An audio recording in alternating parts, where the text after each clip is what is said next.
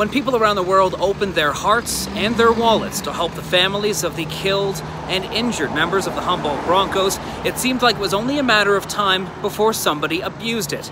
And it seems that time has come. The father of Ryan Straschnitzki, who's now being impersonated online, is furious. The message is come meet me at the hospital and we can chit-chat. Tom Straschnitzki didn't mince words when it came to the person responsible for using his son's likeness on Twitter and abusing Canadians' generosity to make a quick buck.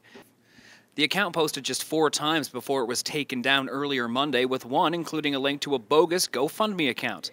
The senior Straschnitzki says his son took the news with extreme sadness and anger. Ryan was worried about his teammates going, hey, are you cashing out on us? Or that was Ryan's main concern, was the teammates getting mad at him, even though he had nothing to do with it. Members of the public we spoke to couldn't hide their disgust at the idea someone would do this. It's just ridiculous. Like, you hear it all the time in the States, and to actually happen in Canada is like, what the heck? I would freak. That's horrific. I think capitalizing on anything like this is just pretty disgusting.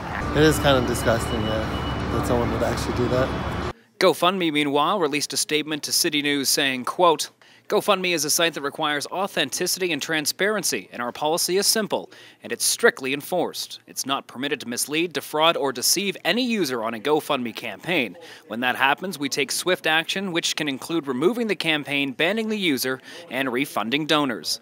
It continued, we have a dedicated team that works around the clock to monitor campaigns set up for victims and families following tragedies like Toronto and Humboldt, and they are reviewing all campaigns. We guarantee all money goes to victims and families.